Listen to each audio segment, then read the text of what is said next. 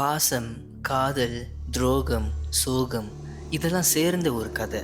அந்த ஒரு கதையில சிரிச்சுக்கிட்டே இருக்கிற ஒரு பையன். அந்த ஒரு பையனுக்குள்ள ஹொக்காகி ஆகணுங்கிறது அவனோட கனவு. அந்த ஒரு கனவு பார்த்தீங்கன்னா செதஞ்சு போன ஒரு கதை தான் நம்ம ஓபிதோ உச்சிஹாவோட ஒரு கதை. நான் உங்களுக்கு திரும்பவும் சொல்றேன், ஒவ்வொரு உச்சிஹாவோட ஸ்டோரியும் பார்த்தீங்கன்னா ஒவ்வொரு மனுஷனோட ரிஃப்ளெக்ஷனா வந்துகிட்டு இருக்கு.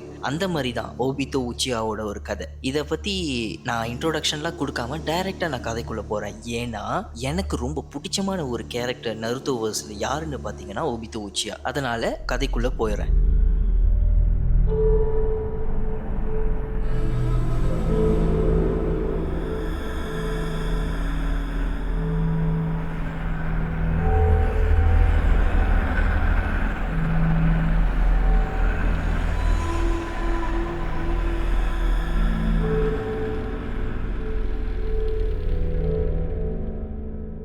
கதைக்குள்ள போற முன்னுக்கு நான் உங்களுக்கு ஒரு விஷயத்த நான் சொல்லியே ஆகணும். இந்த கேரக்டர் ஓபிதோ உச்சாங்கிற ஒரு கேரக்டர் பார்த்தீங்கன்னா நருட்டோவுக்கு கொடுத்த டைம் பேஸை விட, அதாவது நருட்டோவை வந்து அந்த நருட்டோவஸ்ல காட்டினதை விட ஓபிதோ உச்சியா ரொம்ப குறைவா தான் காட்டியிருக்காங்க. ஆனா அவனோட கதை பார்த்தீங்கன்னா ரொம்ப ஆழமா மக்களோட இதயத்துல இடம் பிடிச்சதால இந்த ஒரு கதை வந்து ரொம்ப பயங்கரமா ஓடிக்கிட்டு இருக்கு இன்ன வரைக்கும். ஏன் உங்களுக்கு நான் ஒரு சொல்றேன், இந்த 20-25 வயசுல பார்த்தீங்கன்னா எல்லாருக்குமே வந்து ஒன் சைடு லவ்னு ஒன்று இருக்கும். கன்ஃபார்மா எல்லாருக்குமே ஒன்று இருக்கும். அப்படிப்பட்ட ஒரு ஒன் சைடு லவ்வோட கதைன்னு கூட நம்ம சொல்லலாம். இந்த ஓபிதோ உச்சியா அப்படிங்கிறவர் யாருன்னு பார்த்தீங்கன்னா நருட்டோ உசுமாக்கியோட ஒரு ரிஃப்ளெக்ஷன் நம்ம சொல்லலாம். நருட்டோ எப்படி வந்து ஹொக்காகி ஆகணும்னு சொல்லிட்டு அவன் வாழ்க்கை ஃபுல்லா போராடிக்கிட்டு வரானோ அதே மாரி தான் இந்த ஓபிதோ உச்சியாவும் வந்து தன்னோட சின்ன வயசுல இருந்து வந்தான். இவனுக்கு ஹெல்பிங் டெண்டன்சி வந்து ரொம்ப ஜாஸ்தி. எப்போதுமே பார்த்தீங்கன்னா எல்லாருக்குமே ஹெல்ப் பண்ணிக்கிட்டே தான் இருப்பான். அதனாலே வந்து ஒவ்வொரு டைமும் ட்ரைனிங்க்கு லேட்டா தான் வருவான். இவனோட டீம்ல பாத்தீங்கன்னா 3 பேர் இருந்தாங்க. அதுல ஒருத்தன் யாருன்னா நம்ம ஃபேமஸான ஒருத்தன் யாரு, நம்ம கக்காஷி. ரெண்டாவது ரின்.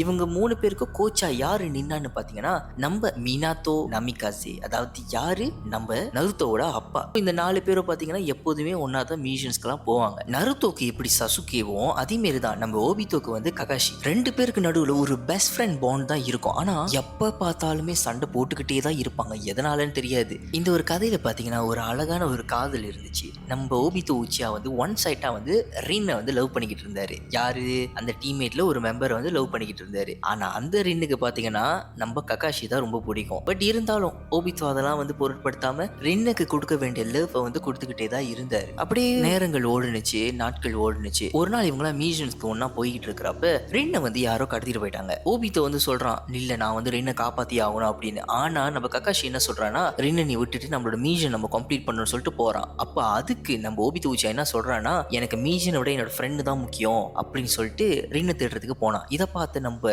ககாஷிக்கு ஒரே கடுப்பு. என்னடா நம்ம மிஷன் தானே முக்கியம், ஃப்ரெண்ட்ஸ் முக்கியம் இல்லையே அப்படின்னு சொல்லிட்டு அவன் ஒரு பக்கத்து வந்து யோசிச்சுக்கிட்டு இருந்தான். அப்ப அந்த டைம்ல வந்து அந்த ரின்னை கடத்திட்டு போன இன்னும் 2 பேர் வந்து வந்துட்டாங்க. கக்காஷி என்ன பண்ணா, ஒரு கட்டத்துக்கு மேல அவனால வந்து யோசிக்க முடியல. ஏன்னா அவங்க அப்பா வந்து ஒரு துரோகின்னு சொல்லிட்டு பட்டம் கட்டி வந்து வில்லேஜ் விட்டு வெளியே துரத்திட்டாங்க. அதுக்கு காரணம் என்னன்னு பாத்தீங்கன்னா, அவர் மிஷனை கம்ப்ளீட் பண்ணாம அவரோட ஃப்ரெண்ட்ஸை காப்பாத்துற ஒரு முக்கியத்துவத்தை ஃப்ரெண்ட்ஸுக்கு கொடுத்தாரு. அதனால அவனை பொறுத்த வரைக்கும் மிஷன்ஸ் தான் அவனுக்கு முதல்ல எல்லாமே, அதுக்கப்புறம் தான் ஃப்ரெண்ட்ஸ். ஆனா ஓபிதோக்கு அப்படி இல்லையே. ஸோ ஓபிதோ வந்து ஒரு மாதிரி இவங்க எல்லாருக்கிட்டையும் போராடிக்கிட்டு இருக்கிறத பார்த்துட்டு அவனுக்கு ஒரு மாதிரி, யாரு நம்ம கக்காஷிக்கு ஒரு மாதிரி வந்து சரி இதான் நம்ம பண்ணுவோம்னு சொல்லிட்டு ஓபிதோவை காப்பாத்துறான். அந்த சமயத்துல பாத்தீங்கன்னா டக்குன்னு எங்க இருந்து வந்தான்னு தெரியல, அந்த ஒருத்தன் அவனோட கண்ணுக்குள்ள கூனை போட்ட உடனே அவனுக்கு கண்ணு போச்சா. அந்த டைம்ல வந்து எப்படியோ கண்ணு போன அந்த தருணத்திலயும் வந்து 2 பேரும் எப்படியோ ரின்னை கண்டுபிடிச்சிட்டு சரி ரின்னு கிட்ட வந்து பேசுறப்ப டக்குன்னு பார்த்தா எல்லா இடமும் வந்து கொலாப்ஸ் ஆகிட்டு இருக்கு. எல்லா கல்லு பாறாங்கல் எல்லாமே பாத்தீங்கன்னா கீழே உழுவ ஆரம்பிச்சிச்சு. அந்த டைம்ல வந்து இவங்க 3 பேரும் தப்பிச்சு போலான்னு பாக்குறப்ப பாறாங்கல் உழுவுற அந்த சமயத்துல கக்காஷிக்கு மேல ஒரு பாறாங்கல் உழுந்துகிட்டு இருந்துச்சு. இதை பார்த்து நம்ம ஓபிதோ உச்சியா என்ன பண்றான் பாத்தீங்கன்னா, கக்காஷியை ஒரு பக்கமா தள்ளிட்டு ரின்னி ஒரு பக்கமா தள்ளிட்டு அந்த கல்லு எல்லாத்தையுமே அவன் வாங்கிக்கிட்டான். அவனோட உடம்புல வந்து பாதி இடம் ஃபுல்லாவே அந்த கல்லு வந்து அப்படியே அவனை நொறுக்கிடுச்சு. அந்த சமயத்துல இன்னொரு புறத்துல இருந்து நம்ம ஓபிதோ நம்ம கக்காஷி கிட்டயும் ரென்னு கிட்டயும் பேசுறான். இந்த மாதிரி கக்காஷி, நீ ஜோனினா ஆவணத்துக்கு வந்து எந்த ஒரு பிரசனும் கொடுக்கல, அதுக்கு பதிலா நான் என்னோட ஷரிங்கானை கொடுக்குறேன் அப்படின்னு சொல்லிட்டு அப்பத்துல இருந்து தான் நம்ம கக்காஷிக்கு ஓபிதோவோட ஷரிங்கான் வரப்பட்டுச்சு. யாரு பொறுத்துனா பாத்தீங்கன்னா நம்ம ரின்னு தான் வந்து ஓபித்தோ கிட்டே இருந்து அந்த ஒரு கண்ணை பறிச்சு நம்ம கக்காஷிக்கு கொடுத்தா. இப்படிதான் ஓபித்தோட கதை வந்து நிறைவடைஞ்சிச்சு. ஆனா இந்த இடத்துல எல்லாருமே நினைப்பாங்க, ஓ கதை முடிஞ்சிருச்சு, ஓபித்தோட கதை அவ்வளவுதான், சைட் கேரக்டர் இவ்வளவுதான் முடிக்க முடியும் அப்படின்னு நினைப்பாங்க. ஆனா உலகத்துல இந்த அளவுக்கு நீங்க பாத்தீங்க, இப்போ வரைக்கும் நான் சொன்னது எல்லாமே பாத்தீங்கன்னா ஒரு ஹீரோயிசமான ஒரு கதை மாதிரி தான் உங்களுக்கு எல்லாருக்கும் தோணும். ஆனா இதுக்கப்புறம் நடக்க போற விஷயம் தான் என்னன்னு பாத்தீங்கன்னா ஒரு வில்லனிசம், ஒரு பக்காவான ஒரு வில்லனிசமை கொண்டு வர்றதுக்கு செஞ்ச ஒரு எஃபர்ட் நம்ம கிஷிமோட்டோ. சரி, இப்போ பார்த்தீங்கன்னா ஓபித்தோ கீழே விழுந்துட்டான், அடிபட்டான், அவன் காணாமல் போயிட்டான், அப்படி இப்படி என்னென்னமோ வந்துச்சு, செத்து போயிட்டான், எல்லாமே வந்துச்சு தானே. ஆனால் இந்த இடத்துல யார் உதவி பண்ணியிருக்கான்னு பார்த்தீங்கன்னா மாதரா உச்சியா. மாதரா உச்சியாங்கிறது வந்து த கோஸ்ட் ஆஃப் உச்சியான்னு சொல்லுவாங்க. அப்படிப்பட்ட ஒருத்தன் ஓபித்தோவை காப்பாற்றி அவனுக்குள்ளே இருக்கிற செல்ஸ், அதாவது அஷிராமா செல்ஸில் யூஸ் பண்ணி எப்படியோ ஓபித்தோவை காப்பாற்றிட்டான், உயிர் பொழைக்க வச்சுட்டான். ஆனால் எதனால, ஏன், எதுக்குமே தெரில. எதனால வந்து ஓபித்தோவை இவன் பொழைக்க வச்சான், யாருக்காக, எதுக்காக, ஒன்றுமே புரியல. அதனால ஓபித்தோவுக்கு வந்து முதல்ல யாருன்னு தெரியாமல் அது ஒரு தாத்தாவாக நினச்சிக்கிட்டு, அதுக்கப்புறம் கிரீம் ரீப்பராக நினச்சிக்கிட்டு அப்படியே ஒரு மாதிரி ஜோக்காக தான் பேசிக்கிட்டு இருந்தான். ஒரு கட்டத்துக்கு அப்புறம் மாதராங்கிற பேரை சொன்னோடனே பையன் அப்படியே தவிழ்ந்து ஓட பார்க்குறான். அப்போ யோசிச்சு பாருங்களேன், மாதராங்கிற ஒரு பேர் எந்த அளவுக்கு ஒரு பயத்தை அந்த ஒரு வில்லேஜ் ஃபுல்லாகவே காட்டியிருக்கும். மாதராவை பொறுத்த வரைக்கும் ஓபித்தோங்கிறது அவரோட ரீஇன்கனேஷன். அவர் என்ன பண்ணுறாரு பார்த்தீங்கன்னா, இவனை யூஸ் பண்ணி எப்படியாவது வந்து நம்ம மறுபடியும் இந்த உலகத்துல வந்து பிறக்கணும் அப்படிங்கிறதுக்காக தான் நம்ம ஓபித்தோவை யூஸ் பண்ணிக்கிட்டாரு. எப்படி யூஸ் பண்ணிக்கிட்டாரு பாத்தீங்கன்னா, இந்த நாகாத்தோன்னு ஒருத்தர் இருப்பான், அவன் தான் வந்து ரின்னேகான் வச்சிருப்பான். அந்த ரின்னேகான் வந்து யாரோடனா நம்ம மாதராவோட. மாதரா தான் ஃபர்ஸ்ட் இந்த உலகத்துல ரின்னேகான் வரப்பட்டிருக்கு. ஆனா அவனுக்கு ரின்னேகான் வர அந்த டைம்ல பாத்தீங்கன்னா அவனுக்கு வயசாச்சு, செத்துருவான்னு தெரிஞ்சிருச்சு. அதுக்காக என்ன பண்றான்னா அந்த ரின்னேகானை வந்து நகாத்தோவோட கண்ணுல பொருத்திட்டான். ஸோ மேபி வந்து இதுக்கப்புறம் வந்து அவன் வரப்போற காலம் வரப்ப அந்த டைம்ல நகாத்தோ குட்டி தான் அந்த கண்ணை பறிப்பான் அப்படிங்கிறதுக்காக அவன் வந்து இப்போ வரைக்கும் வந்து நகாத்தோ கூட அந்த கண்ணை வச்சுட்டான். இவன் என்ன பண்றான்னா ஓபித்தோ வந்து இந்த நகாத்தோவோட பாத்வேயை ஃபாலோ பண்றதுக்காக அவனை கெட்டவனை ஆக்கணும்னு சொல்லிட்டு தான் ஓபித்தோ சூஸ் பண்றான். அப்ப சரி ஓபித்தோ சூஸ் பண்ணி கொஞ்ச நாள் கழிச்சு அவன் வந்து கொஞ்சம் கொஞ்சமா குணமாகிட்டு வராப்ப திடீர்னு ஒரு நாள் ஏன்னு தெரியல, எதுக்காக தெரியல, கக்காஷியும் ரின்னோ பாத்தீங்கன்னா தனியா ஒரு மியூசியம்ல மாட்டிக்கிட்டாங்க. அந்த மியூசியம்ல வந்து ரின்னு வந்து நிறைய பேர், ரின்னையும் கக்காஷி இவங்க ரெண்டு பேரையும் பாத்தீங்கன்னா நிறைய பேர் சரவுண்ட் பண்ணிட்டாங்க. எதுக்காக, ஏன், எதுவுமே தெரியல. ஓபித்தோக்கு இதை ஒயிட் ஜெட்ஸு வந்து சொன்னிச்சு. ஒயிட் ஜெட்ஸு இதை சொன்ன உடனே ஓபித்தோக்கு என்ன பண்றது தெரியல, எப்படியாவது வந்து அதோட ஃப்ரெண்ட்ஸை காப்பாற்றணும்னு சொல்லிட்டு வேகமா ஓடுறான். அதுக்காக மாதராவை வந்து பிட்ரே பண்ணாலும் பரவாயில்னு சொல்லிட்டு அவன் அடைச்சிருந்தான் அந்த கதவு எல்லாத்தையுமே உடச்சு தள்ளிட்டு அவன் பாட்டுக்கு ஓடுறான். ஓடி போறான். அந்த சமயத்துல அவன் கண்ணு முன்னுக்கு அவன் லவ் பண்ண அந்த ஒரு பொண்ணு பார்த்தீங்கன்னா இறந்து போறா.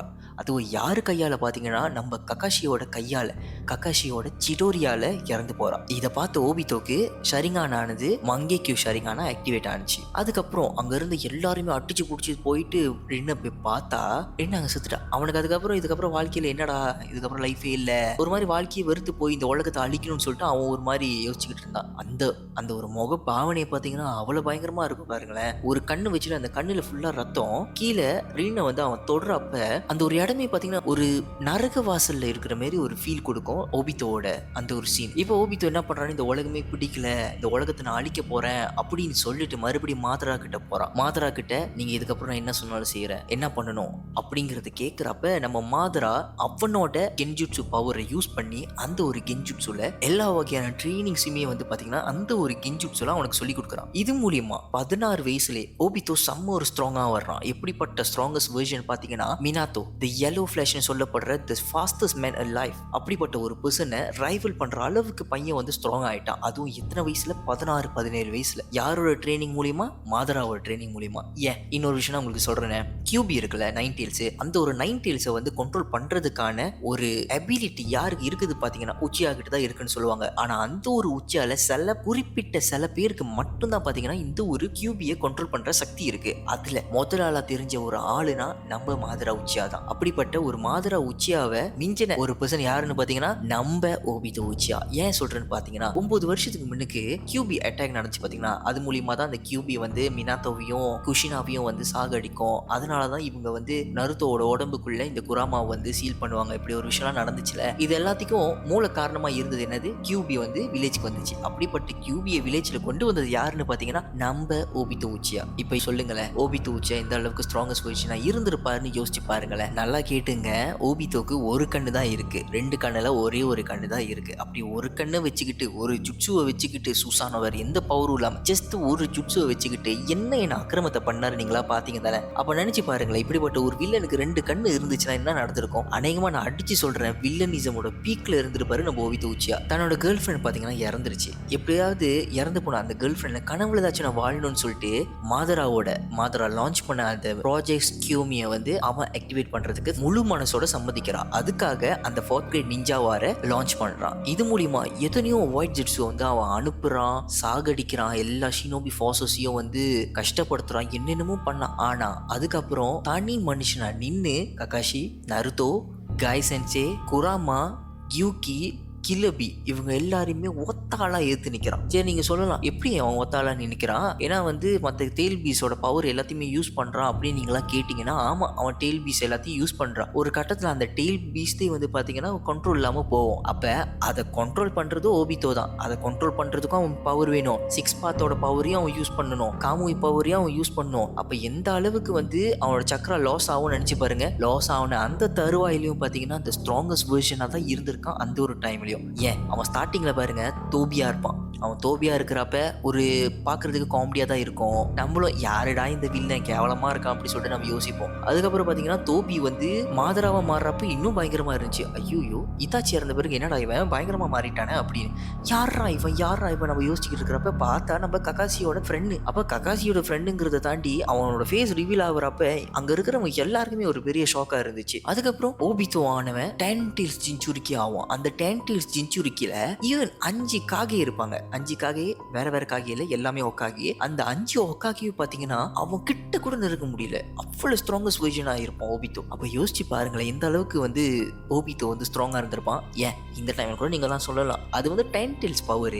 10 டெயில்ஸ் பவர்னா ரொம்ப ஸ்ட்ராங்கா தான் இருக்கும் அப்படின்னு. 10 டெயில்ஸ் பவர் ரொம்ப ஸ்ட்ராங்கா தான் இருக்கும். ஆனா அதை கண்ட்ரோல் பண்றது எவ்வளவு பெரிய கஷ்டம் தெரியுமாங்க? உங்களோட இமோஷன்ஸ் எல்லாத்தையுமே ஸ்டேபிளைஸ் பண்ணணும். அதனாலதான் ஒரு கட்டத்துல நீங்க பார்க்கலாம் அவனோட இமோஷன்ஸ் வந்து அன்ஸ்டேபிள் ஆக உன் மைண்ட்ல இருக்கிற ககாஷி, ரின்னு, மினாத்தோ இவங்களாம் எடுத்துக்கிட்டு ஒரு குரூப் போட்டோ இருக்கு பாத்தீங்களா, அது கொஞ்சம் கொஞ்சமா கிளியும். அவன் என்ன பண்றான், அந்த இமோஷன் எல்லாத்தையும் ஸ்ட்ராங் ஃபீலிங்ஸால அதை ஒன்று சேர்க்கிறான். அது மூலியமா தான் அவன் 10 டெயில்ஸ் ஜின்சுரிக்கி ஆகி கண்ட்ரோல் பண்றான். இப்படி ஸ்ட்ராங்கஸ்ட் வெர்ஷனா இருக்கிற இந்த ஒரு ஓபிட்டோ உங்களை எத்தனை பேருக்கு பிடிச்சிருக்கு மறக்காம கீழே கமெண்ட் பண்ணுங்க. அடுத்த வீடியோல உங்க எல்லாரையும் சந்திக்கிற வரைக்கும் டாடா பாபாய் ஃப்ரம் டிக்கெட் விஷன்.